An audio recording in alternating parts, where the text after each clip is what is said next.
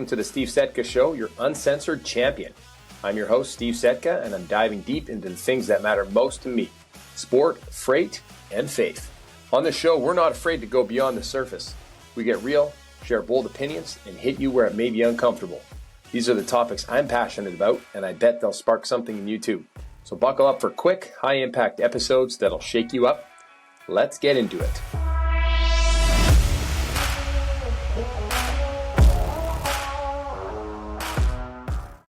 Well, hey there, welcome back to the Steve Setka Show. We're on episode 8. We're rolling, man, and this is an exciting episode. Someone from far away, another country, actually not for the first time. Chris Jolly was the first American on the show, but without further ado, I want to introduce this man. He is a 4-time cancer survivor, an obstacle racing extraordinaire, freight and transportation specialist and salesperson who now does coaching for individuals like myself, your host, Steve Setka. Welcome to the show, Nick Klingensmith. Steve, thanks for having me, man. I'm excited. This is fantastic, Nick. I'm so excited to have you on the show. We met through Chris Jolly, a mutual friend of ours who does transportation, who does a freight show. The Freight Coach is that individual. Now we're working together, and I've hired you to be my coach for life, for sport, for faith, for fitness. That's what we talk about here on the show, is faith, freight, and sport. It's a unique mix. So tell us a little bit about yourself, Nick. Who is Nick Klingensmith? Nick Klingensmith is a 20-year sales and logistics professional. I'm a 4-time cancer survivor. I'm a type 1 diabetic. I'm a recovering alcoholic. I have 7 herniated discs from 2 different rollover fatality car accidents. I have nerve damage, sleep apnea. I almost died from meningitis. Terrorists once put a nerve gas bomb threat on my airplane. It's not relevant, but I like to drop it anyway. And in the last 8 years, I've completed 109 Spartan races, 6 major marathons, maybe 100 other endurance fest and suffer fest. I published 2 books. One is the story I just told you, and another is called Selling Inspired, which is a mental endurance guide for sales professionals. And now I'm a motivational speaker and mindset coach. I should have put that on the my desk here. I have the book Selling Inspired here, and I wanted to touch on something here quick. Nick, you're still here. You're not gone. You're not dead. You're alive. You're probably alive more than ever than you have been before. What do you attribute all this to? Like all these ups and downs and all these ebbs and flows. Like, how did you get to where you are now? Well, let me say the first part, right? I attribute all the downs to just life. That's what life is. Being unlucky doesn't make you special. Having issues happen doesn't make you special. Life isn't fair. Things happen. And so I had some life happen. What got me through it? I wish I could tell you that I was some mentally positive, mentally tough, like, oh yeah, I'm just happy to be alive today guy the whole time. I wasn't. I was bitter. I was resentful. And I had really created this victim mindset around myself where I protected myself with it. But there just comes a point where you have to make a choice. Do you want to continue to live as a victim, or do you want to start thriving and living? And so there was a moment in time where after I had already started obstacle course racing and I got in a car accident, the second car accident, and I had it all being taken away from me, threatened to take it away from me. And so I threw a glorified temper tantrum and I said, I will not be defined by my circumstances, but my triumph over it. And ever since then, I look at adversity like a game. You give me a challenge and I'm just going to go pick a fight. I mean, that's it. The mindset shift, though, of how I live my life now and how I'm able to talk about it, how I'm able to help others, is actually when I wrote my book. When I wrote the first book, Through the Fire, it was a wildly therapeutic experience. I think everybody should do that because in the process of writing it, I really had to take a hard look at myself, and I had to examine and kind of relook at the way that I had my perspective on past events, on current events, on my own development, on just my own personality even. And it was through that experience that I now know that I have the opportunity to help others, and that's how you overcome it. And that's how I'm here today. It's quite incredible. It's actually insane how we're sitting here, on screen right now, talking to each other. I've never had a coach before. I've never paid or hired a coach or for really anything in my life. I've played sport. I've been involved in many things where I've had leaders and influencers in my life. But this is the first time specifically for me that I found somebody in yourself that I've actually been like, wow, I actually want to, work with this individual at more than a level of, personal engagement. I want to get into the professional world. I want to touch into every area of my life and see how you can help me optimize how I live. So this is incredible. And there's a reason how we got together. And, Nick, we frame these episodes here with a verse from the Bible. And that's what the title of today's episode is going to be. And it's Matthew 6:25-34. I know you and I have talked a little bit about religion, faith, spirituality, and we have a little bit of a perspective shift on that. but it's so principally effective. And I just want to read this verse to you to frame this, because I feel like it's so relevant. Therefore, I tell you, do not worry about your life, what you will eat or drink, or about your body, whatever you will wear. It is not life more than food, and the body more than the clothes. And why do you worry about the clothes? See how the flowers of the field grow. They do not labor or spin. Yet I tell you that not even Solomon in all his splendor was dressed like one of these. What shall we eat? Or what shall we drink? Or what shall we wear? For the pagans run after all these things, and your heavenly Father knows that you need them. But seek first his kingdom and his righteousness, and all these things will be given to you as well. Therefore, do not worry about tomorrow, for tomorrow will worry about itself. Each day has enough trouble of its own. When I read that to you, what comes to your mind? Well, I read something this morning that left a similar sentiment in my head. And the line that really stuck away from me was this: there is no such thing as tomorrow. And hear me out on this. The moment tomorrow comes, it's today. Tomorrow does not exist. The future does not exist. It's not there already. So we have right now, we have this moment here today. And I'm guessing, obviously, anytime I hear a passage that has to do with material things or spiritual things, it's obviously telling me to focus on the spiritual things that are going to be eternal. And so if I'm picking up on that, I will tell you what I'm doing now in business. I focus on helping others. I don't chase money. If I do the first one well, the money will come. And as a spiritual person, I do believe God will provide for me. My job is to try to do God's will to the best of my ability, to the best of my knowledge. And in doing so, I'll have what I need provided. I may not have everything I want, but that's life. You said something very impactful there. God will provide for you with whatever you need. And, you were telling me something the other day on one of our coaching calls. You said, Steve, there's one perfect person who's walked the earth, and it ain't you. And he walked about 2,000 years ago. So stop trying to be perfect. Stop trying to do everything. Don't not aspire to do everything to the best of your ability, but you're never going to, dial in absolutely every area of your life in a perfect fashion and manner, for sure. Which comes down to the fact that that's what I'm trying to do in my life. And I feel like I'm not like hitting that mark, but I'm missing the mark when I'm doing it, because like you said, the purpose of life is to live in the now, live in the intention. There is no tomorrow. There's a right now. There's a book by Eckhart Tolle called The Power of Now. And it's about the intention of living in the now. And the only moment we really have is not the past, not the future, but just the present, just right now.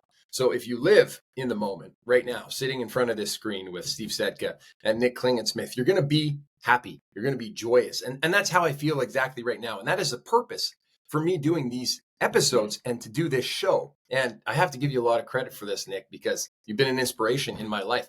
Tell me a little bit more about the media that you do and how you live in the now and use the power of intention in social media and media in your. Well, it's funny when you talk about being in the now. If you've ever seen any of my social media videos where I do my 30-second motivational, inspirational videos, I start by saying right here. Every time it's right here. I'm not talking to you. I'm talking to me. I'm looking at camera. I'm got people walking around. There's cars, there's distractions, there's birds. You feel stupid talking to yourself, all these things. And so I look at the phone and I just say right here, because I'm looking at myself in the camera. It's a reminder to be present in this moment. And that's it. The birds, the cars, the people, all those things don't matter. Right here. It's telling my mind for this 1 second, this one moment, to be in this one place. And it's actually become sort of a go phrase for me now. So when I give speeches, actually, that's the first thing I do. I'm just right here. Nobody in the audience knows what that is. They're probably not even paying attention. Like, huh? But that's, for me, I'm cued in. That means in this moment, I am right here. And I'll tell you, I love these things. People joke about it all the time on like LinkedIn. Hey, I ran a 5K and here's what it taught me about sales. But the fact is, the metaphor is legit. Mm-hmm. Obstacle course racing has taught me a process for overcoming obstacles. It's actually taught me a process for remaining present. You want to run a 30-mile mountain race with 20,000 feet of climbing, 70 obstacles? That's an all-day event. And if your mind is off somewhere else, you're going to freaking die. Like, you need to be where you are. And I'll tell you, that's not a pleasant place to be, because when you're grinding it out like that, you are suffering. You're intentionally suffering. Some of these races, like most of them aren't like this. This is the hardest race in the country I'm talking about right now. But part of the reason I pick it is because I need some controlled adversity. I need some controlled suffering. All right. I'm a house cat, man. When I finish one of those races, I'm getting a warm shower, a warm meal, binge watching Netflix from my nice, comfy hotel bed with an extra pillow and an extra blanket. All right. But when I'm out there, it's right there in that very present moment, not waiting for it to be over. And I'll tell you, I don't really believe in regrets, and I try not to. But if I had one, it's going to be all the time that I wasted spent scared or pissed off.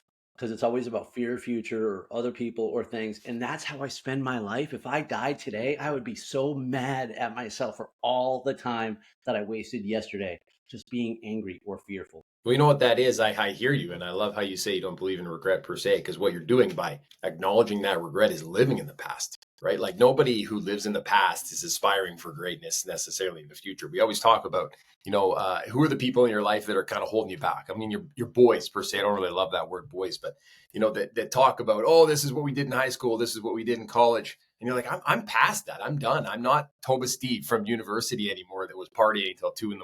or, going out drinking, smoking and all that.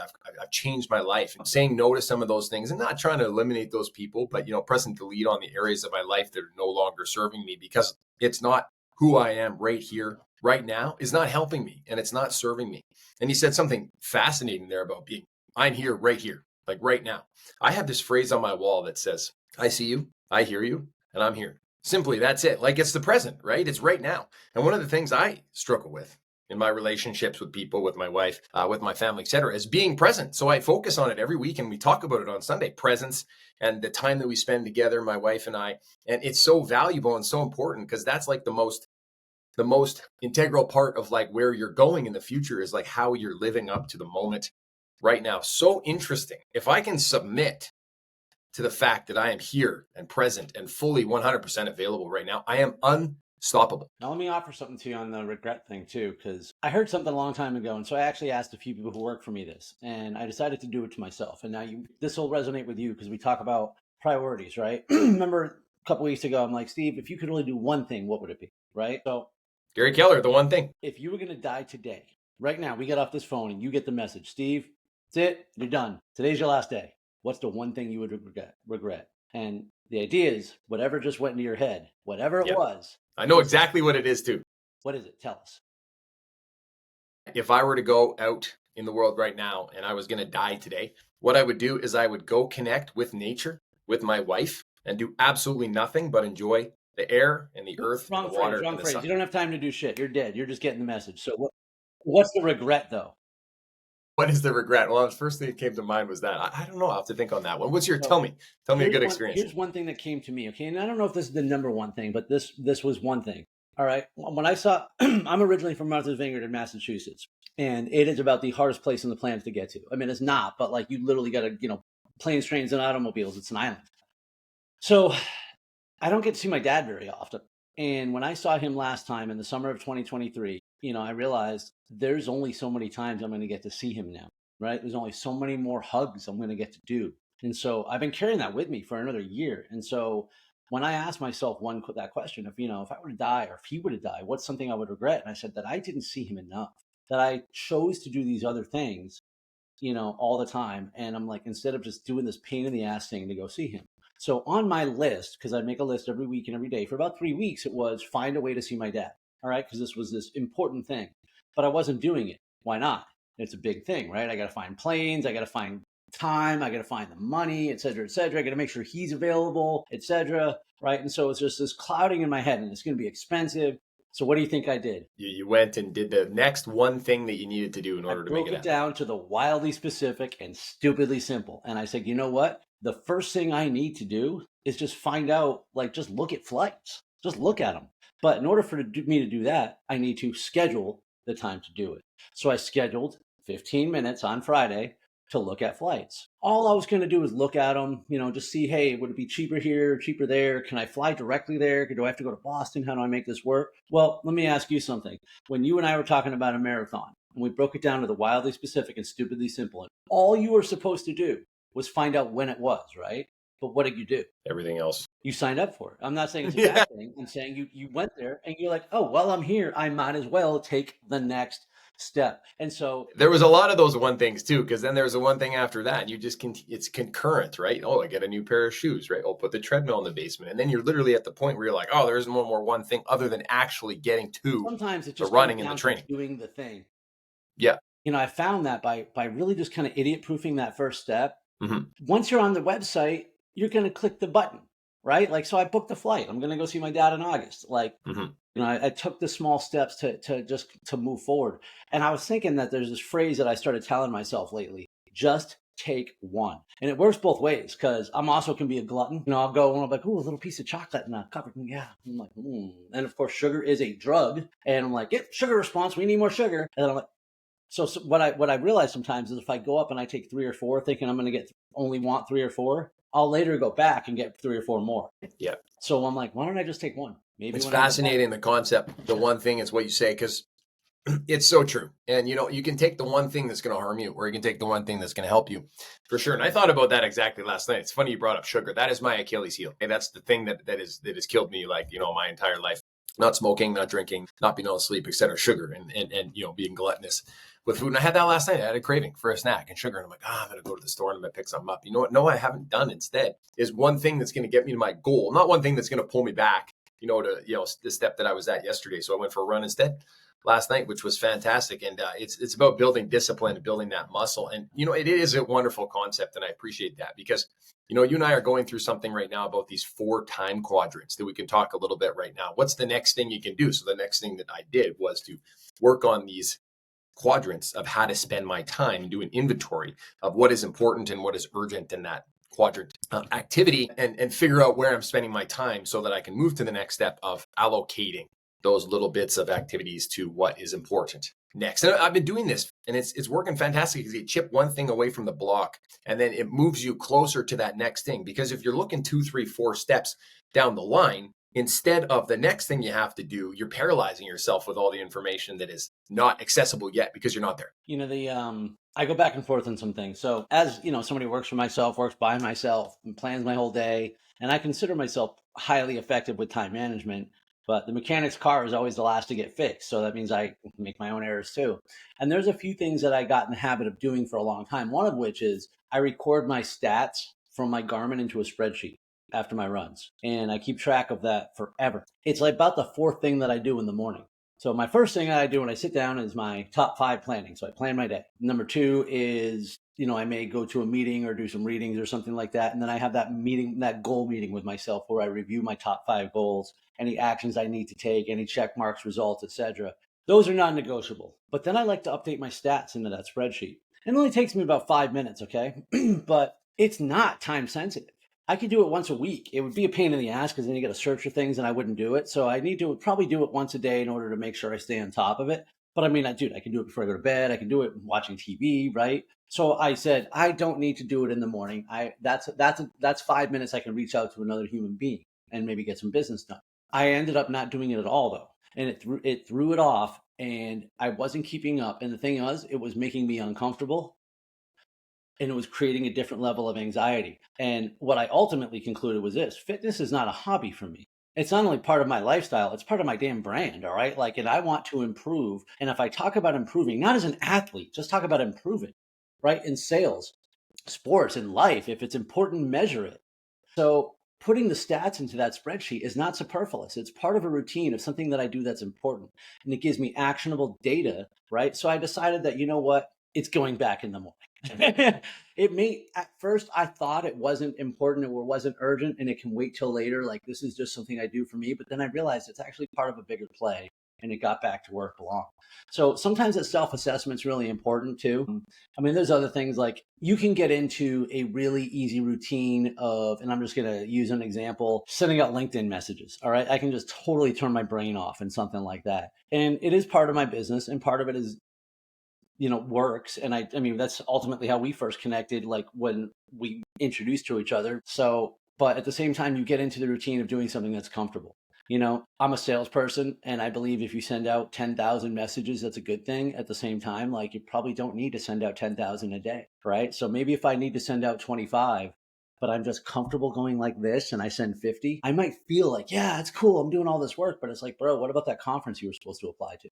Or what about this other thing that you wanted to work on? Or, so the shifting and the constant evaluation of priorities is one thing it's always challenging. And it is always a challenge, especially when we have to self-assess. So one of the reasons I'm always so open about my own, warped psyche a little bit is for also accountability. I have a coach too, but they work with me on some different things. So it's good to get that out there.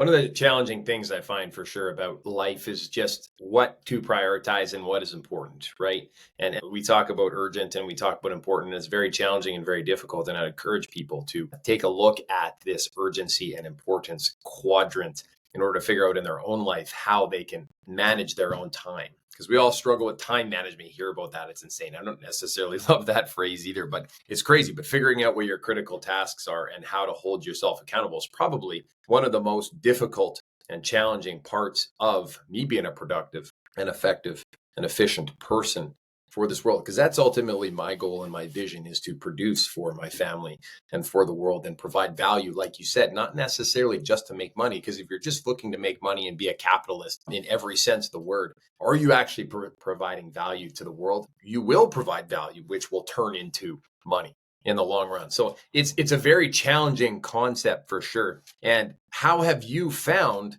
that you have been successful to dial into that idea? It's it's not time management, right? It's how you spend your time. And what are you trying to accomplish with it? So you and I spoke about this, I think, yesterday, about sometimes we need to add intention. I might have even done a post on this, but sometimes when you think you're so overwhelmed, you need to throw a grenade in your life. You need to just like the marathon right now, right? You need to add a marathon. You need to add a That's triathlon. exactly the purpose, Nick, that you said for me doing this full marathon, was to intentionally fuck up my life a little bit, because I know that this is going to happen regularly going through the next 20, 30, 40, 50, 60 years of my life for sure. Go ahead. It absolutely is. If you want to pick a small, and I'm not knocking anybody for any goals, but and as a matter of fact, I need to get better about this one again too, but I'm going to read 10 pages a day. Okay, cool. And that'll help you. And I'm a big reader, and obviously I love readings, and I encourage that.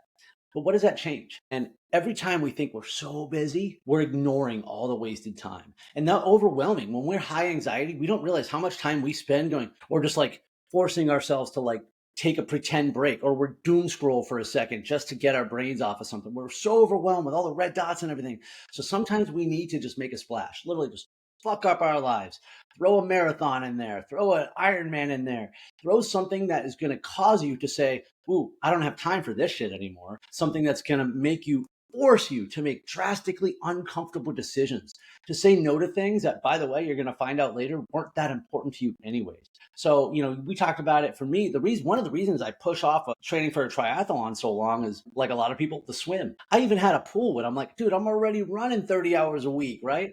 I don't mind doing the biking. Okay, but there's another several hours a week I'm going to have to find. I'm already Humpty Dumpty, man. So I spend an hour a day just trying to put Humpty Dumpty back together again on top of it. And now I got to find a way to drag my happy ass down to the Gulf and go swimming in beating time. Because that's when I'm going to get to do it. But you know what? Okay, there's a purpose I'm doing it. And that has to be the biggest thing. Why are we doing something? You want to pick a big hobby that's going to mess up your life. You're not going to do it. It has to be worth disrupting your life. And the real purpose of the disruption, though, isn't for the event. It's for the habits, and the discipline and the skills and all the knowledge that you get from doing it. You keep those after the fact.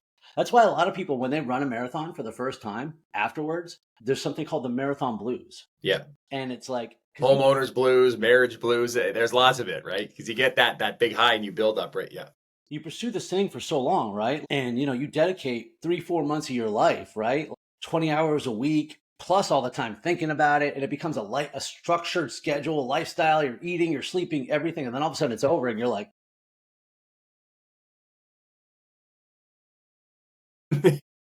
I don't get what now? I've had a lot of that recently, Nick, because I got married in September. As the audience knows, I bought a house about 3-4 months ago and got a dog and all these things. And it's like trying to get to that next thing. It's crazy. So you have to navigate what you're doing and how to build that into your lifestyle for sure. It's very interesting. I have a struggle for sure myself because I'm very social. And I like to be around people and see people. I like to go to church. I go to the squash club. I like to be around people with having food, breaking bread, and just enjoying other people's experiences. But after the fact, you're kind of thinking, man, I spend a lot of time doing things that are valuable. Don't get me wrong. And you convince yourself that they're all valuable.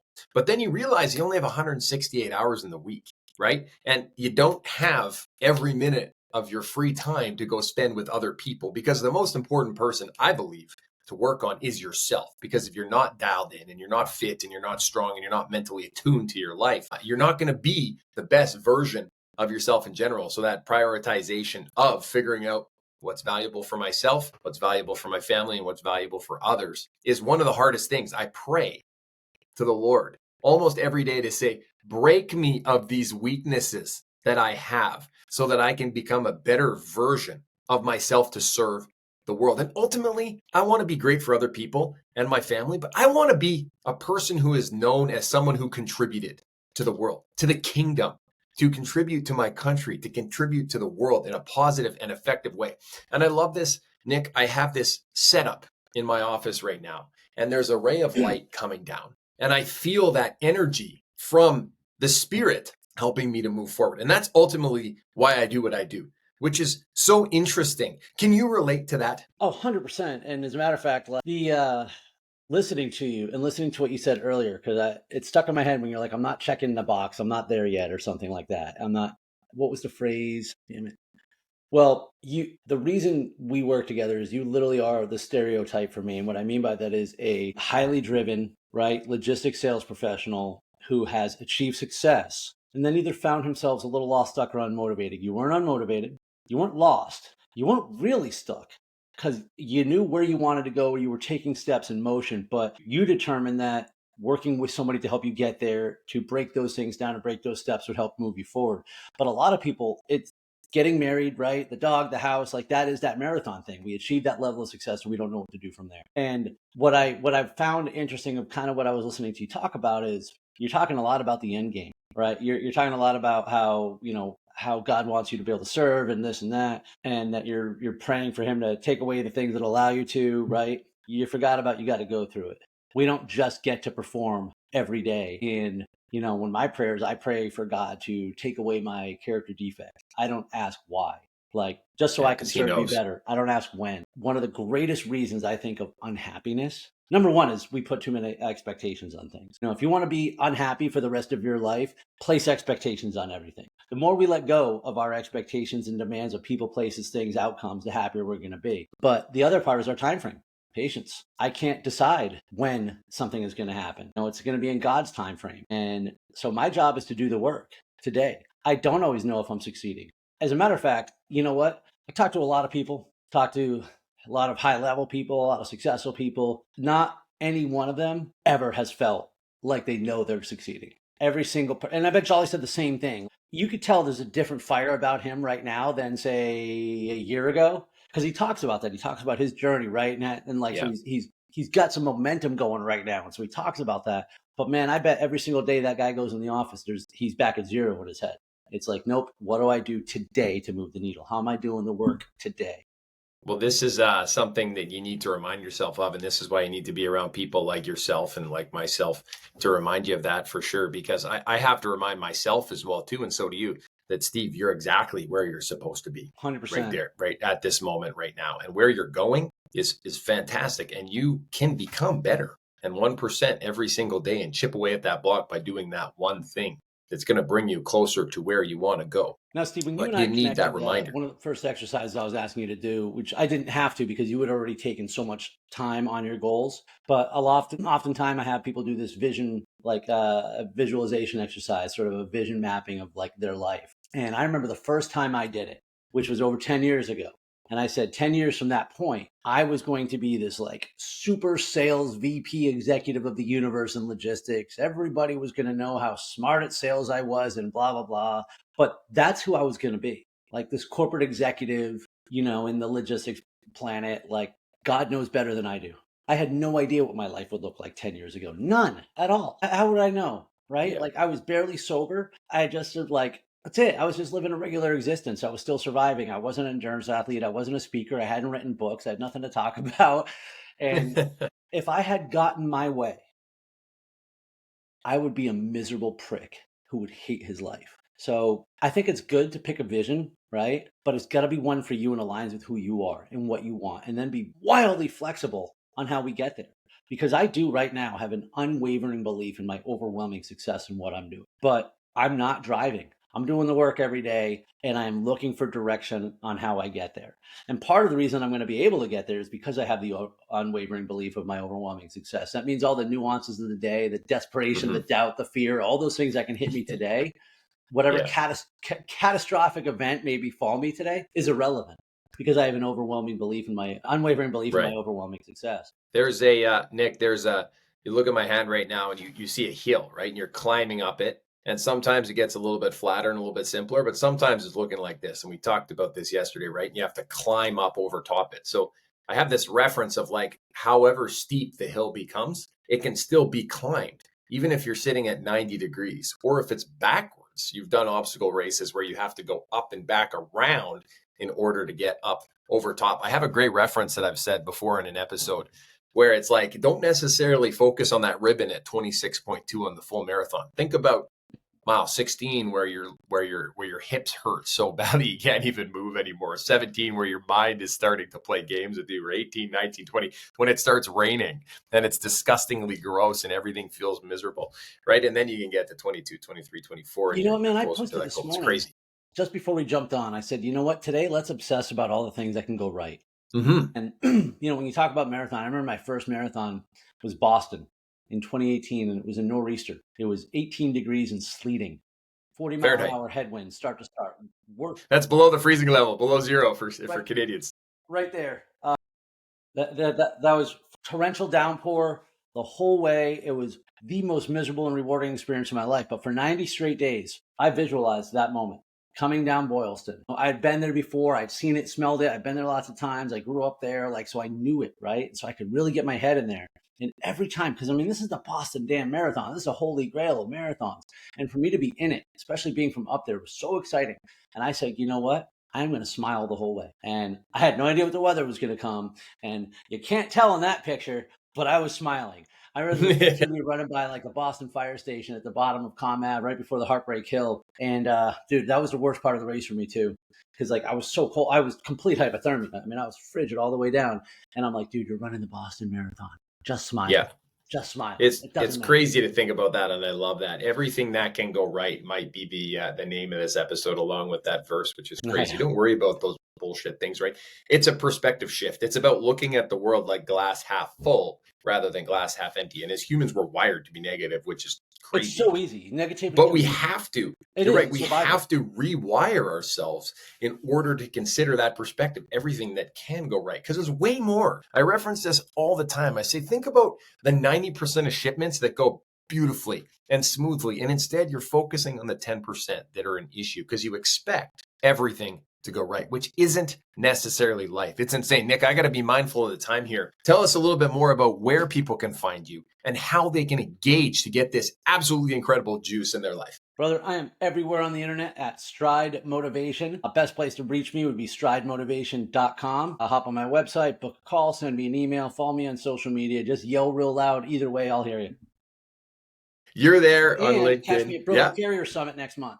That's awesome. And you're speaking. Yes, sir. There, quickly. Give a little 30-second plug to Broker Carrier. All right. Broker Carrier Summit. I talked about this yesterday with Joe Lynch. Imagine Cheers, but for carriers and brokers and other people in and around the logistics space. This is where the wait staff, all right, and the servers get together at the end of the shift and have a beer together and just realize that we're all human beings going after the same common goal. I'm going to share my story about a mindset shift, and I'm really going to lean into purpose and responsibility. And I am going to talk about just community and how we're all doing this together. That is awesome. Nick, you're an incredible man. I love working with you. Thank you very much for joining me on the show. For the audience here, we're a couple days late on this episode for release. It's coming out today, Wednesday, March 19th. The next episode is coming out on Saturday in 3 days from now. This is exciting. Share, review, love the show. Let's go out there. Let's kill it. Nick, you're the man. Steve, thanks for having me, brother. Let's go. Thanks for tuning into today's episode. I hope you found value in what we shared and that you'll take it with you to positively impact the world around you.